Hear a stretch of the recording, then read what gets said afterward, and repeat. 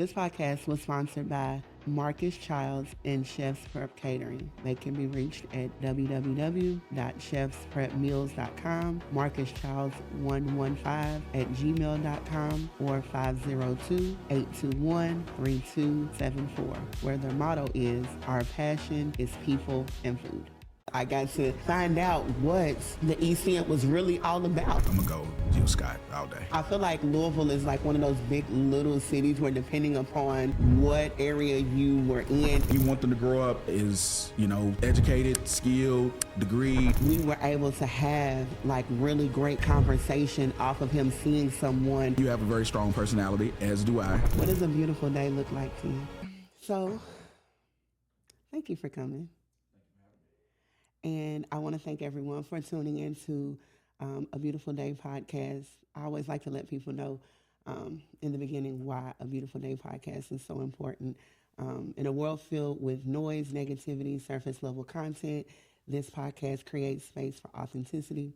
It highlights real stories, real struggles, and real victories. I don't want you to just watch my podcast. I want you to be connected. I want you to see yourself in every story shared, every interview that I make. And I want you to leave this video feeling empowered, encouraged, but most importantly, inspired. Whether you're navigating entrepreneurship, motherhood, relationships, faith, mental health, finding your purpose, or just everyday life, this podcast will offer relatable conversation that sparks reflection and motivation. Most importantly, it is my job to create impact. I'm not just here to entertain you because I'm going to entertain you, but I also want to uplift. So now that I've gotten all of that out of the way, and you know why this is important, I want to introduce my first guest. I laugh because I always have wondered, is there a such thing as too much personality? Is that a thing? I like to say if you've never met my next guest, or even if you have, you'll understand that his love for gathering knowledge, bettering the city of Louisville by starting at the grassroots level, or his ability to cook can only be surpassed by his love for his children, the Cowboys. Yuck. But not only is he a great father, he's a great businessman who's actually a businessman. And I did there, businessman. Whether he's planning daddy-daughter dates, which I love to see him do. He's really dope at that. Working with at-risk youth, doing meal prepping, grilling ribeyes that I've yet to have, but Soon. it's on the way. Or making the oysters, which I did have, fire. For his supporters' consumption, or campaigning to become councilman for District 5, my district here in Louisville, Kentucky. He's definitely a force in these streets and someone you should know if you don't. I'd like to introduce to some and present to others, Mr. David Duncan.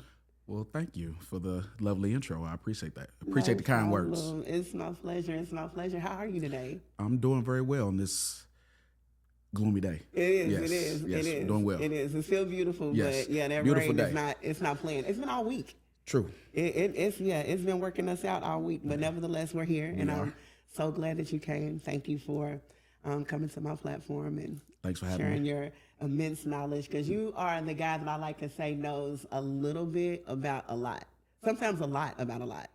So definitely glad to have you. So I always like to start with an icebreaker. Okay. I mean, I know we know each other, but Right. for the people that may not know you. Right. So I know some people call it this or that. I like to call my icebreaker all day or not today. All day or not today? All day or not today. Okay. Right? Okay. So I'll give you the options and you'll tell me which option is all day or not Okay. today. So And all then day is like, all day I'm is like, with it. yeah, I'm with Okay, it. I'm okay, with that. And okay. not today is like, Okay. No. yeah, Okay. I'm not with it. Okay. Okay. All right. I So got let's it. start with the first one. And I already know this one. All day or not today, UK or U of L? U of L. All day? All day. U of L all day. Is that what I'm supposed to say? Yeah, Okay. U of L Yeah. all U of day. L all day. All day. Okay. Yeah. Indies or Kings? Indies all day. Really? Yeah. No spicy kill from Kings? Nah, I've always been an Indies guy. I mean, Okay. they are similar in taste, but I prefer Indies. Okay. It's a drive-through for me. I can't get past King's drive-through to get set up. Yeah. Okay. Yeah. I thought it was just me. Yeah. Good. Manicured hands on pedicured toes. On myself or other people? On women. Toes. Pedicured toes. Yeah. Favorite color? All day. Toes. All day toes. White. All day. White all day. Yeah. Okay. This is a good one. Detroit Pistons Bad Boys or Chicago Bulls in the 90s, early 90s? Bulls in the 90s all day. But the Bad Boys was so much more entertaining. That's preference. Okay. Yeah. Are you going by stats? Are you going by... Just the movement. I wasn't around for that, so I'm yeah. asking you because you're OG. Okay. Yeah. You didn't see the 90s Bulls? I did okay. get to see Okay. them. Wow. I was like, okay. yeah, coloring books. Yeah, got you. Barbies. Okay. Yeah. All day Bulls. All day yes. Bulls. Okay. With my old self. Okay. Yeah. It was my old self. Okay, this is one for the culture. Any power book or The Wire? The Wire. All day. Are you serious? Yeah, I am. How? Power is so expensive. You could have did Ghost. You could have did Tommy. You Raising Canaan. The Tariq book was hard. He was always walking. True enough. He and he got a car, but then somebody stole it. But this is let the guests decide, right? Okay, you're right. Yeah, yeah. You're so right. I didn't. The Wire. Trying to understand your knowledge behind it. It was a well put together show, well written. Okay. And it's kind of it was the precursor to Power. The So Wire had to walk. Yeah. I mean, crawl so the Power could walk. And Got fly. you. Yeah. Run and fly. Yeah, absolutely. I like that. I like that. So, yeah, Wire. That makes sense. Yeah. Okay, last one. Sade or Jill Scott? That's a good one. That's probably the best one. Because Jilly from Philly. Yeah. I'm gonna probably get some. I know I'm gonna get some flack for this, but I'm gonna go Jill Scott all day. Why would you give flack? Sade is her. I mean, but... yes, Sade is a legend, an icon, of course. Absolutely. Absolutely. But I always just seem so distant. Jill Scott just seems like somebody I could like sit down and have a conversation Very with. relatable. Yeah. I think it's something about Jill Scott's. She has this sex appeal that is just. I mean, Sade does too, because even in her current years, which are her later years, she's still like gorgeous. But I agree. It's just something about Jill, Jill is Jill's like it's a draw. She's up the street. She's smart. Very much so. Yeah, she's it's that appealing. And then when she did the the Tyler Perry movie, then when they had going up the mountain. Yeah. Y'all was rooting for her. I was like, I ain't never seen black men go so hard for Jilly. Like that was kind of like the Color Purple almost, where she like was getting mistreated and then like became the victor in the end. So he trying to come back and she was like, get out of my face. Not going for it. I like that. Yeah. So I don't think you'll get flack. Like Jill, everybody. But I know how people feel about Sade, and timeless. Yeah, timeless. And she's kind of like a female version of Prince, where it's just like kind of like a lot of mysticism around. She's got this aura where it's almost like it's not a real person. So facts. Yeah, but yeah. And again, she's one of the ones like how we said Wire was the Power. That's like literally Sade as Jill. I agree. Like, yeah, they have that same kind of aura about them. I agree. Okay, so now that we broke the ice, I want to get into it because I know that you're a busy man, campaigning, doing all the things. Yes. So we can get right into it. I think it takes for you to tell people about our journey. This is so funny. And how we got here, because I would like to say that we've been on each other for 4 years now, in which it seems like it went by fast. It did go fast. How did we meet? I was cooking at Joe's Palm Room, and the good brother Donnie Atkins was on a fact-finding mission to bring in the best talent, and he scoured the city and the region, and he found you. Okay. And he brought you in. and didn't tell anybody. Yeah, Of course, and 'cause didn't that's your brother. introduce you to anybody. So you just like kicked in the kitchen door one day, like, "Hey, hey, Daryl, put on a Kicked in is- hairnet." Yeah, kicked in is yeah, crazy. kicked in the kitchen door, like, "Hey, Daryl, put on a hairnet." And I'm kind of looking around like, "Who is Daryl?" Okay. And you was like, "You?" I was like, "Well, my name is David." First of all. First and Yeah. foremost, yeah, Duncan. and Dave Duncan, yeah, yeah, not Daryl, yeah. And so that set the tone for a rocky start Yeah. in our newfound business relationship. Yeah. And you have a very strong personality, as do I. Of course. And Absolutely. I told you I knew your mom, and you didn't believe me. Because Yeah, how you know my yeah, mama? yeah. I know everybody, and so you had to verify that. And I think once mom told you, "Yeah, I know him," and kind of gave me a cosign. You circle back and you smoothed it out a little bit, and I did. we've been rocking ever since. I apologize. Yeah. I'm a Kicked in the door. Daryl, get the hairnet on, Daryl. So it's first of all, I gotta pass the buck on that. I was coming into the palm room off the heels of opening my own restaurant with Dripping Crab with Super Chef and Austin. Shout out to my brothers. And I just knew that things had to be done a certain way. So when Absolutely. I came in, you were the chef at your brother's establishment, but you was posted up at the bar, chilling. Yeah, And we were I'm building. like- we were building the business. We were building the business. It was in its infancy at that time. Which is why I Yeah. was recruited. Yeah. Right. And so I'm just like, let's do things decent and in order, Daryl. Yes. And you was Daryl, like, get "Who that is hairnet on immediately. And then I was quickly ingratiated.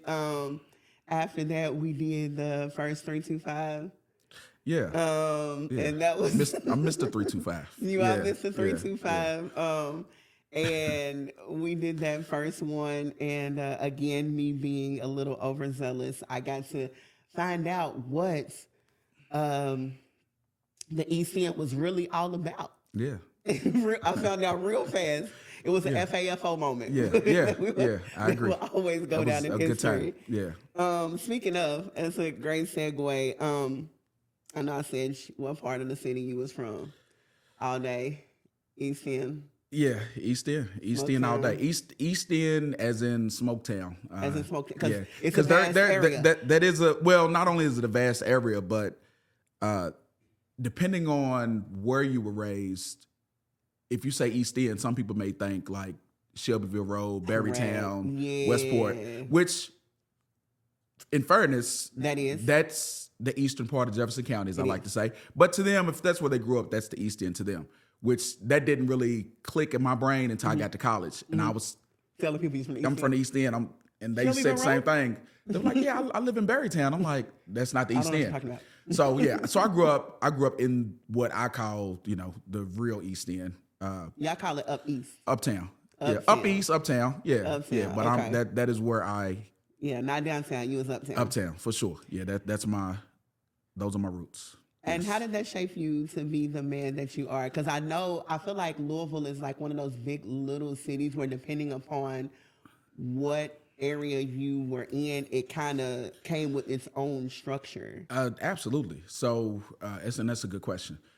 Growing up in the East End, when I grew up, which was 80s, 90s, it was an economically depressed area, Yes. Which that comes with its own set of challenges. But it was definitely, you had to have tough skin.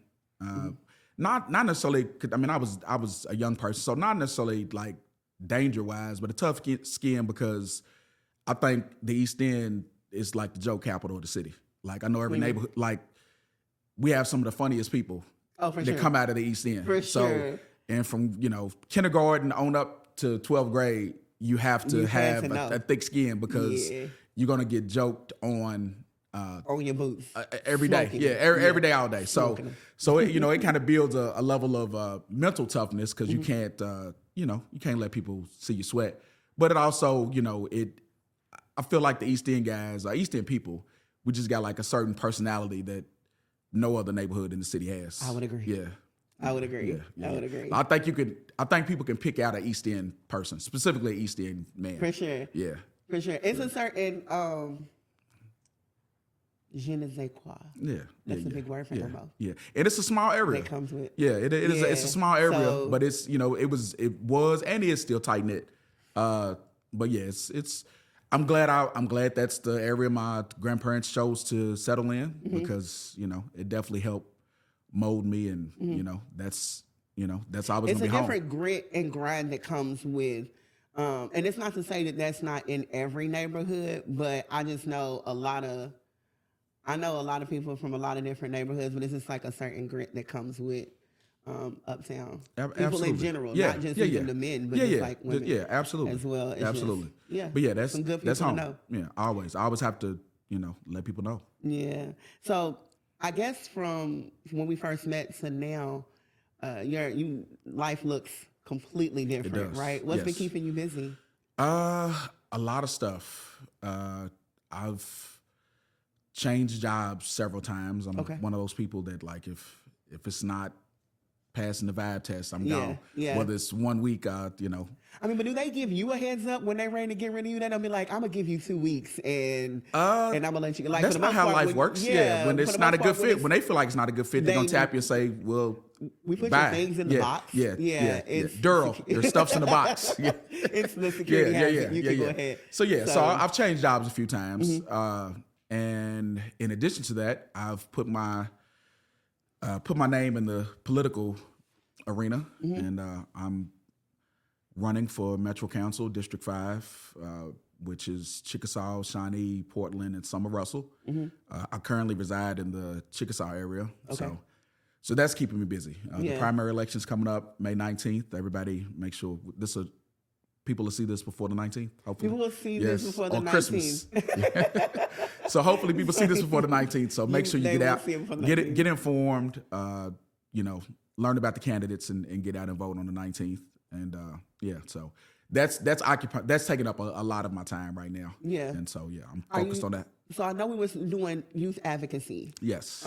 Is that still a thing? Because I sometimes on your posts I will see you post about youth that like may need clothes for interviews or like, are you still doing the youth advocacy as well? Yes, that's something I've been involved with for pay and not for pay for probably 15, 20 years as far as working with the youth, more specifically the justice involved youth.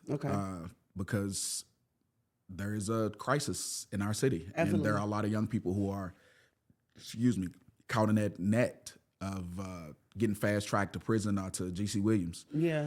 So it is a taxing job, but I do feel like I have an ability to connect with young people. And a lot of times those young folks, have interfaced with 20 different programs. So by the time you get to them, they don't really want to hear anything you got to say. Right.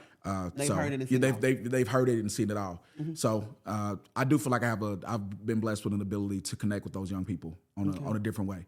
So on a different level. So that's something that is near and dear to my heart. So no matter where the future takes me, youth advocacy is always going to be in the forefront. Did that any way influence your want to throw your hat in the ring for a councilman? Like, was that like a hand in hand thing? Yes. I guess like yeah. Because I mean, these young people are going to grow up at some point, and you want them to grow up educated, skilled, degreed. You don't want them to grow up in Luther Luckett or Pee Wee Valley. So, and that's unfortunately the track that a lot of these young people are on is going in the wrong direction. So, I feel like if I'm able to get into the seat, I'll be able to point more young people in the right direction with a bigger platform and access to more resources. I think it also is a good testament to you, even throwing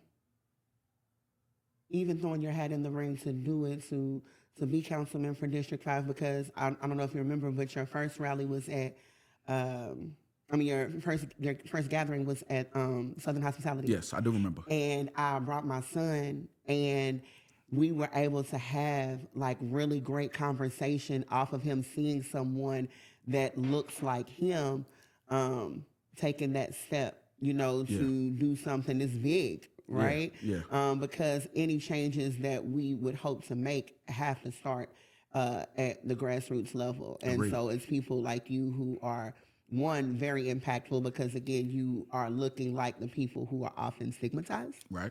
But then also it is that relatability, that you provide. So my son was like, he's running for real. Yeah. And then it also looked good because when we were in those rooms, it was for the first time predominantly Black men. Yeah. And you had a great turnout. And so we were in a Black-owned establishment. Is that District 5? Southern Hospitality is in District 5. Okay, yes. yeah. Because at the time I wasn't 100% certain, but I've researched it since. Yes, it does reside in District 5. And that's so dope because it's a Black-owned establishment, in West Louisville, which is what's oftentimes deemed as one of the, you go too far west of 9th, you're in danger. Don't go there. Yeah, don't go past 9th Street. Don't go too far west. And so I think it was really dope that you were highlighting these sort of like hidden gems. Absolutely. Because people don't know. You can go into Southern Hospitality and the food is bomb. Yes. Very consistent. One of my faves in the city. Customer service is on point. Yes. But also, I didn't know about the back part. Like, it's pool table, bar. Like, it's definitely a hidden gem. Eat, Dartboard.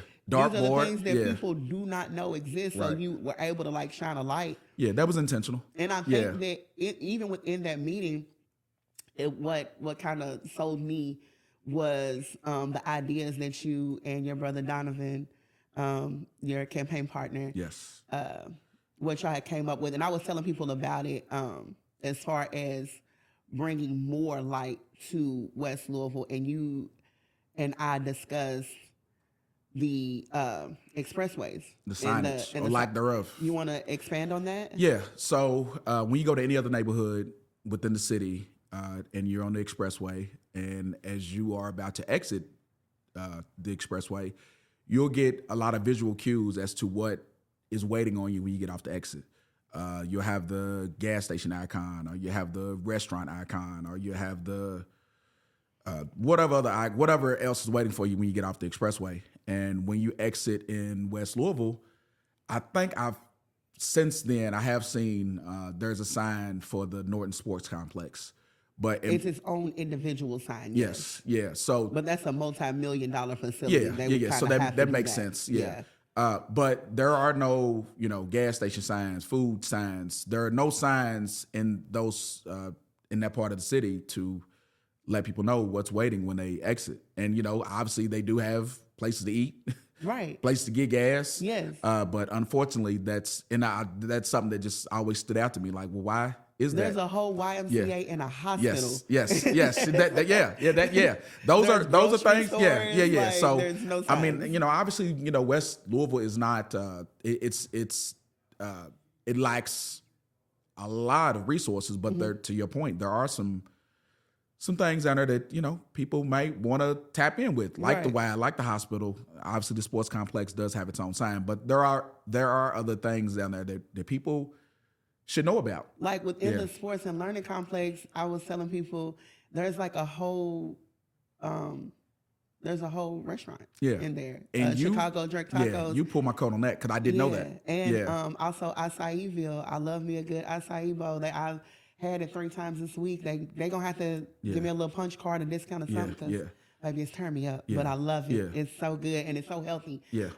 Especially with me fasting right now, I have to find these healthier alternatives because then when I do eat, my body's holding on to whatever it is. So you got to try to have health. And Acai-ville is another one of those hidden gems. Black coffee. Yeah, black coffee. Shout out to black coffee. Yeah, 2 spots. They got 2 spots, and the food is amazing, consistent. Service is great. Customer service. Yeah. So that signage is extremely important. It is. And when you said that, I was like, when you go out of town and you driving, you literally see like on the exit. Or not necessarily going out of town, just when you go to, if you go to Brownsboro Road or Shelbyville Road, when you're getting off the exit, it's going to say, Chick-fil-A is, 0.7 miles. So that's something that you're trying to advocate for. That is definitely something that would be on my radar. And you're the fruit advocate too. Yes. You was on, You was on Kroger's on 28. You was on their booths about making sure them babies got that fresh fruit. Absolutely. I'm big on consistency. Yeah. And what sparked that, I was in the Highlands Kroger because they have offerings that the Kroger on 28th Street doesn't have, which that's a conversation for another time. But when I walked in, the first thing I saw was this beautiful wood fruit stand with a place to put the fruit peels, and it was like, this is for the kids, free, take one, great. So I took a photo of that, and I thought about it, and so the Kroger on 28th Street, which is not in District 5, but that doesn't matter. It's just the Kroger that I've gone to since I've been living in the West. Yeah. So that's my neighborhood Kroger. I know people hate it, but that's my neighborhood Kroger.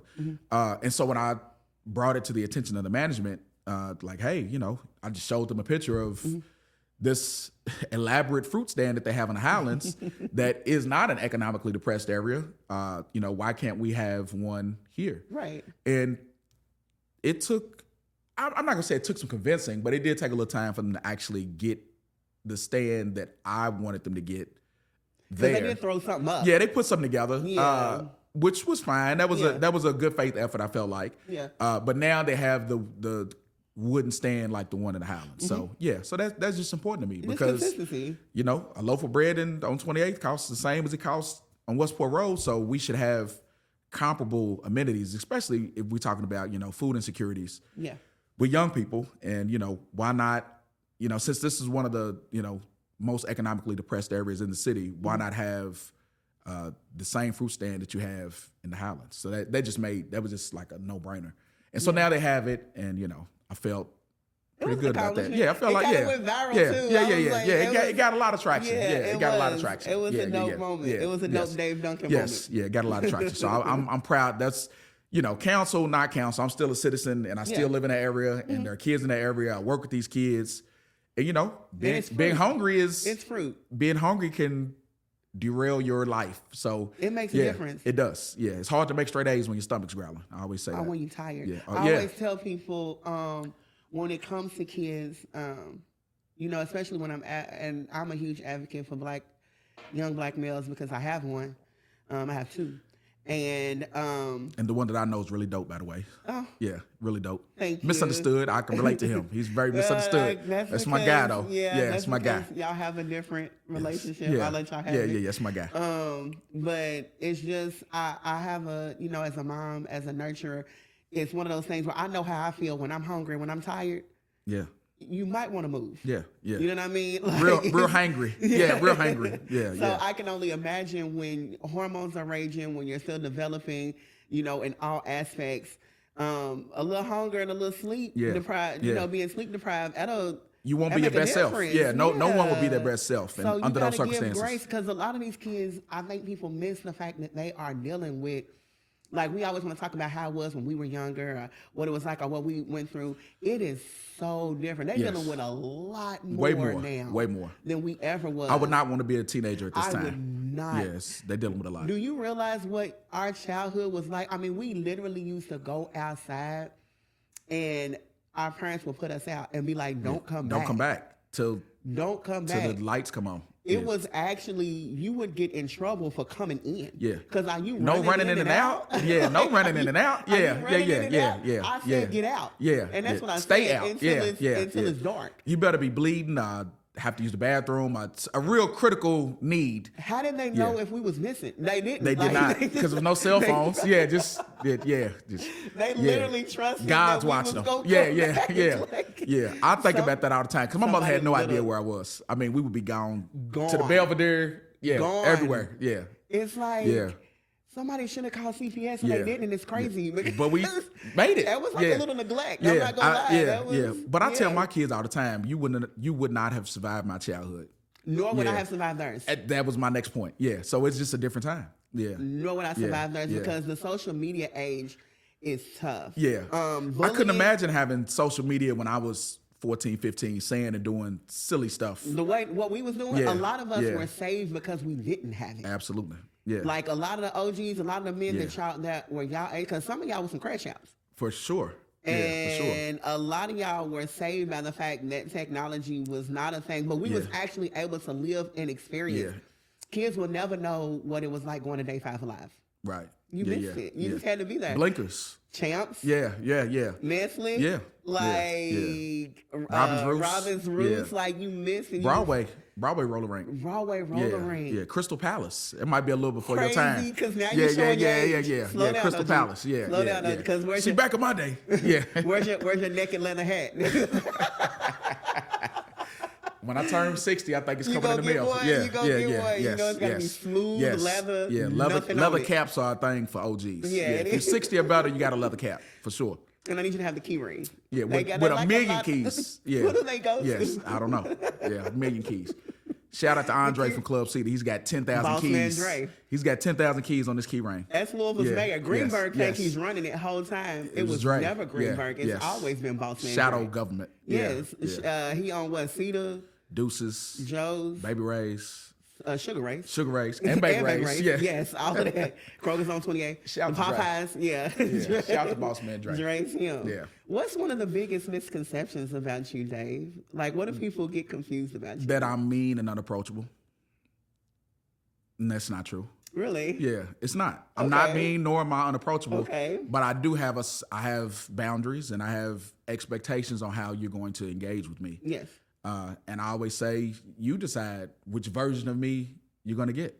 So people misunderstand you because you have boundaries. A lot of people have problems. I'm one of them people. Yeah. I'm a boundaries issue. Yeah. I don't have boundaries. Because I think oftentimes people will say or do things to you, and then when you respond, get mad at the response. They get mad at the response. Yeah. And I always tell people, for every action, there's a reaction. Absolutely. You nice to me, I'm gonna be nice to you. But you don't get nicer. the fix.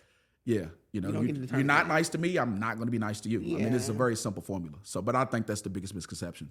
I've heard that before, like, I thought you were mean. You're really a cool dude. I'm like, I like to think so. The people that are in my social circle, they think I'm a cool dude. Yeah. But I don't know. That is a misconception.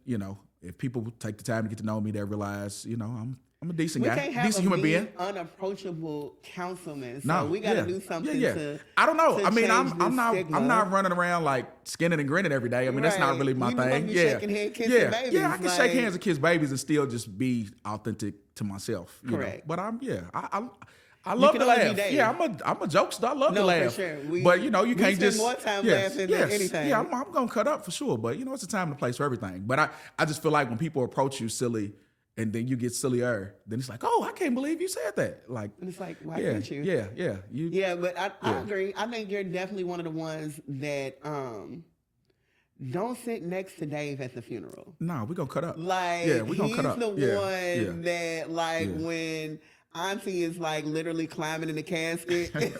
Yeah, we definitely gonna cut up. Yeah, that's me. Don't sit next to Dave at the funeral. All my report cards in grade school, A's in academics, conduct grades, not so hot. Yeah. Yes, academics on point. Academics was on point, but conduct.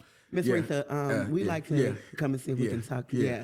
Talkative on every report card from kindergarten to 12th. Talkative. Very, very talkative. Yeah. So it's just what it is. Definitely giving Raja. Yeah. That's fine. I can relate to him. He's going to be somebody because I swear he reminds me of me when I was his age. Yeah. You know what? I'm battling with him because.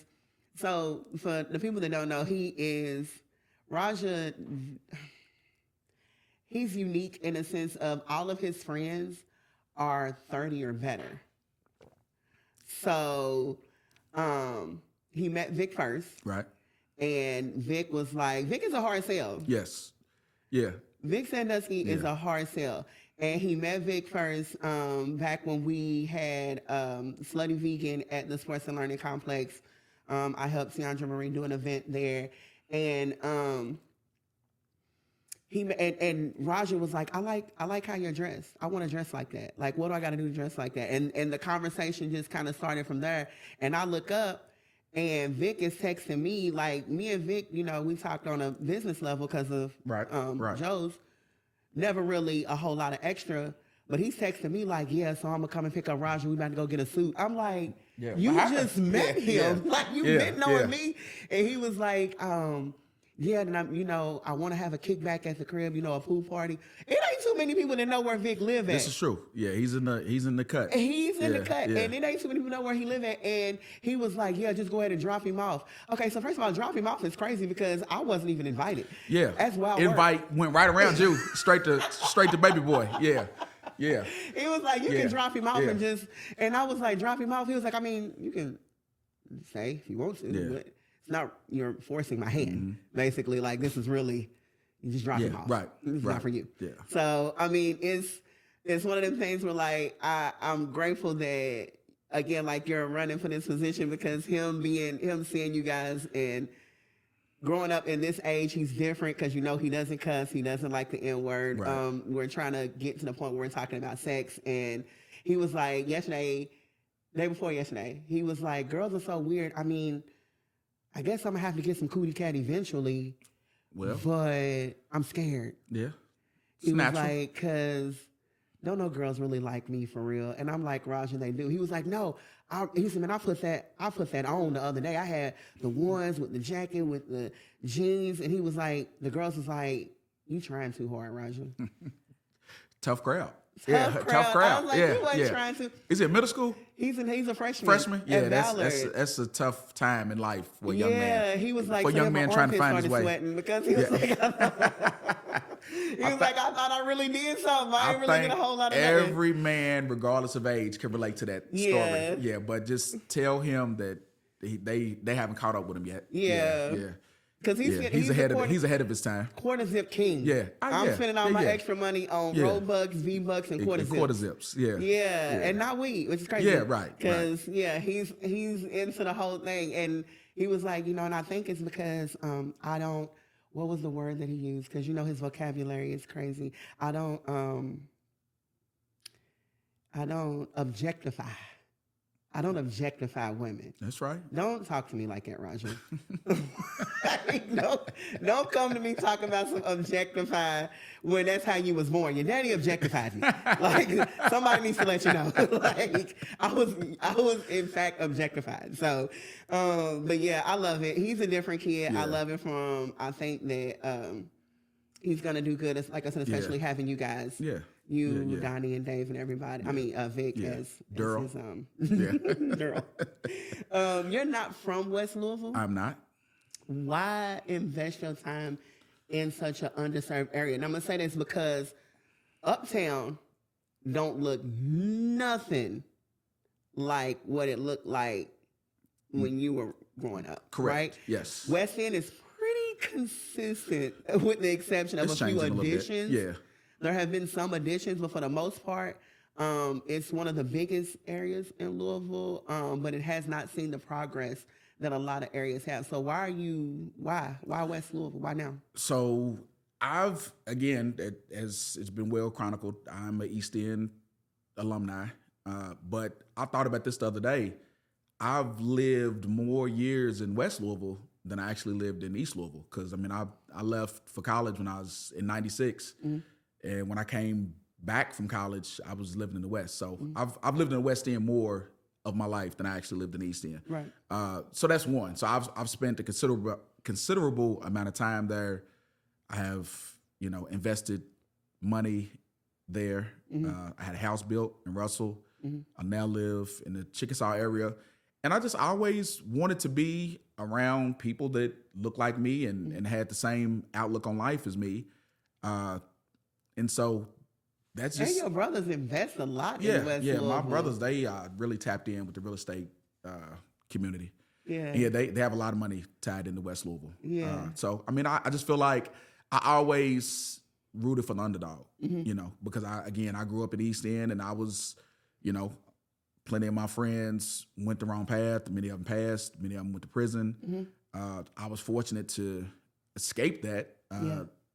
Shout out to Aretha's prayers, baby. Shout out to Aretha's prayers and structure because she wasn't really playing with me at all. Yeah. I got in some trouble when I was a juvenile, and she told me then, she was like, this be one and done on this.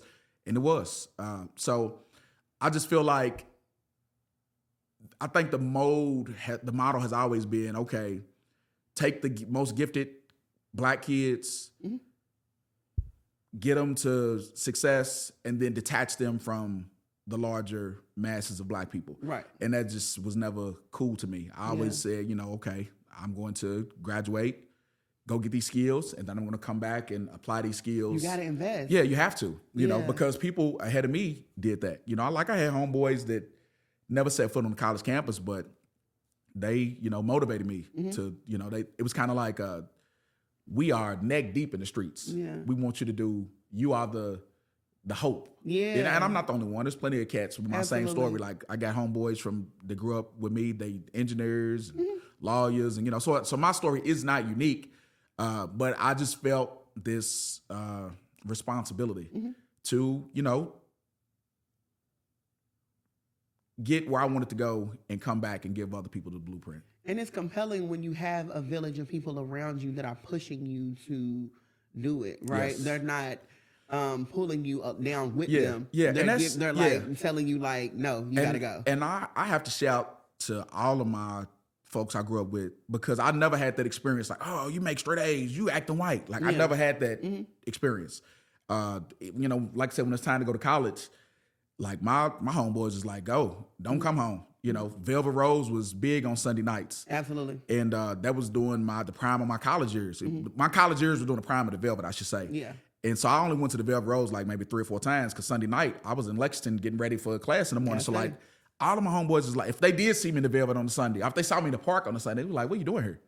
You need to be, sir. Yeah, you need to be going back to Lex. So on your way. I just always had people around me that even though like their life path had kind of already been set, they had made the decisions they were going to make, like this is the life they were living, they wanted different from me. Yeah, they was like, it's like they was on some, when Cuba Gooding was like, "Doe, let me out." Yeah. They were like, "Don't even get in the car." You know what I'm saying? Like, so I always had those kind of people around me, and I'm very fortunate because I know, like we talked about living in this time, I know that the pressures these young men are under to crash out. Yes. I just, again, not to say that wasn't around when I was growing up. I was just fortunate that the people around me, they just wanted it's better for me. sensationalized. Yeah. Right. Yeah. Crash outs go viral. True. And you get, and these viral moments, this attention, it triggers this serotonin, It's like a drug. These endorphins. Yeah. And it's so crazy that it's almost like that's what you want, right? Yeah. When you look at the little beef between 50 Cent and T.I., it's like, what Damani said in his first song was very well thought out, very well articulated, but people was really focused on King to Crash Out. Yeah, true. It was the car. It was the moment in the car where he was, dig up your dead mama, and it's just like, and everybody was like, oh yeah, no, let's go King, and it's like, no, we don't want him to crash out. Yeah, we tend to have an appetite for the foolishness. Yeah, I don't know how else to put that. Yeah, there's a huge appetite for that. And I think it's dope too that you were talking about when you mentioned coming back and pouring back into the West. But I think there's a stigma that when you are pro-Black, it automatically is assumed that you're anti everything else. Yeah. When people don't understand that our dollar does not circulate amongst our community anywhere near our counterparts. No. So I used to kind of want to be shy about how I supported and the intentionality behind, when I throw my events and things like that. But I try to make sure, I think when I did New Year's Eve at the Palm Room, I was intentional about making sure that the Black dollar circulated 8 times. Yeah. With that event. Because that's what you see in other communities. Yeah. Absolutely. Yeah. And nobody says anything. Nobody bats an eye. Yeah. When other communities circulate when other communities circulate their dollar over and over and over and over and over and over again before they release it to other communities, nobody says anything. But when we are intentional about spending money with Black people, it's anti everything. Yeah, it's anti everything, and that's couldn't be further from the truth. We have a lot of work to do as Black people. It's important. Yeah, it is. It's extremely important. Economic power has always been a thing. But I think it was because we highlight it. I think that's the thing behind it. It's like, don't say it. Like, they don't want to hear. Yeah. The masses don't want to hear it's a Black-owned business. It's a lot of stuff that we don't want to hear. We don't want to see. Right. So folks will have to adjust to that. Right. We don't have a white because it can't be both. It can't be, hey, you guys need to quit asking for handouts. Take care of your own business. Yeah. And then when we do that, well, why is everything about race? Like, come on now. Like, yeah. I remember the brothers opened the pharmacy on Market. Yes. And I was reading some of the comments, which those comment sections are like treacherous. Yeah.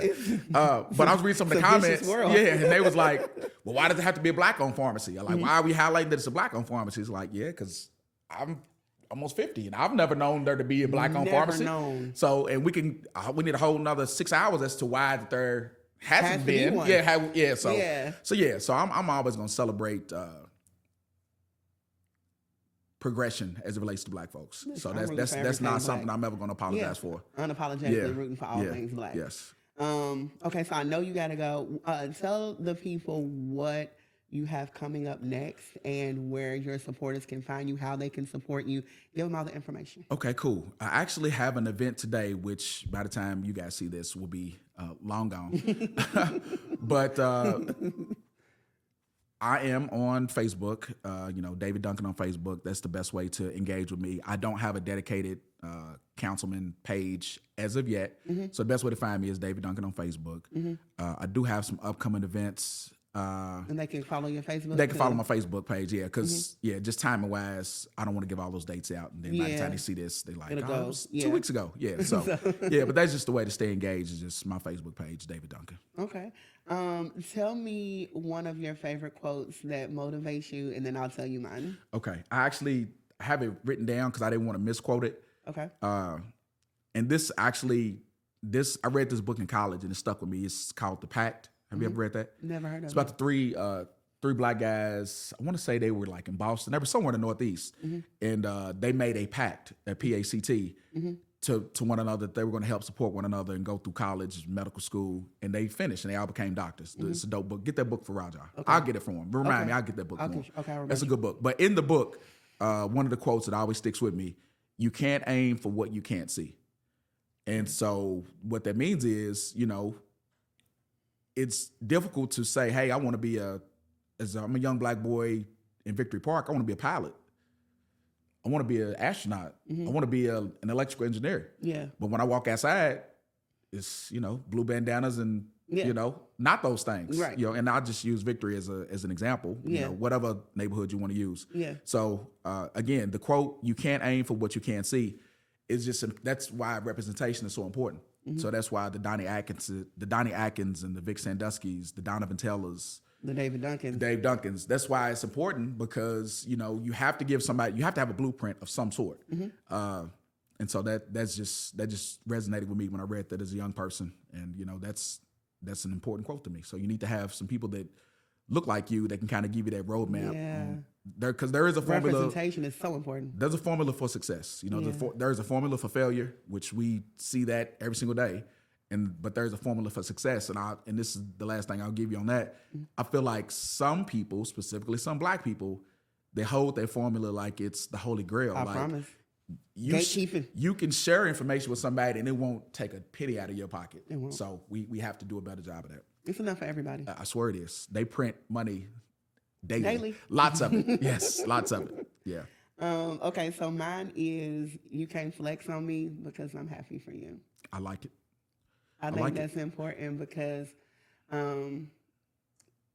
a lot of people, I guess it depends on, that quote resonates perspective. So it's like when I see you being blessed, when I see you moving how you move, when I see you getting all the things that God has for you, I shouldn't see that as a flex, right? I should be able to see that and celebrate your wins with you. And be motivated by it. And definitely be motivated by it. I think your mindset determines like how I rationalize or how I see your wins, right? I can either see it as you being arrogant, as you gloating, or I can see it as, okay, like you really doing, you moving, you literally living the things that you may have prayed about or that Reese prayed about. So I should be able to celebrate that with you and it not be no hate. So I would never see it as you flexing because I'm happy for you. Because you don't have a hateful spirit. Right. You want to see others win, and unfortunately everybody doesn't have that spirit. I'm learning. Yeah. That sucks. Yeah. Okay, last question. Yes. You ready? I'm ready. This is the one. Okay. What does a beautiful day look like to you?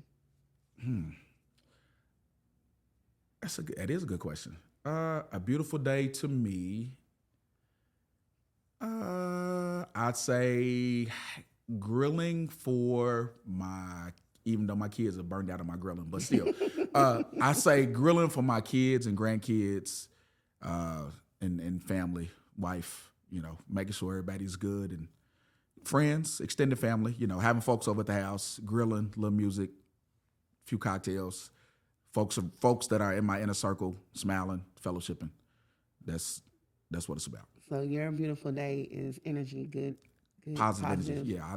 Love, Yeah. energy. It's the Aries in me. We can detect negative energy fast, and we try to get away from it as fast as possible. So yes. I love that for you. Thank you. Thank you for coming. Thanks for having me.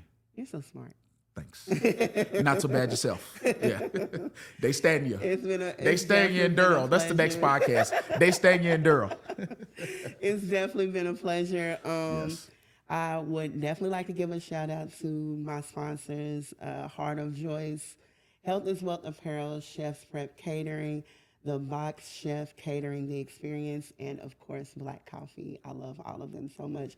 And if anybody that's watching would like to have their product or service on my platform, feel free to reach out to me at A Beautiful Day on all social media platforms, or A Beautiful Day Right LLC@gmail.com. I'd love to collaborate. I'm always big on collaboration over competition. So it's always, like Dave said, it's enough for all of us. Thank you for watching. And remember, every day might not be the best because it's pouring down right now. So every day might not look great. It might not, the weather might not. I couldn't find my keys. I was unraveling at the seams earlier today, but I made it. And that's just a testament that every day might not feel great, but there's something beautiful about every day. Love you guys. Bye.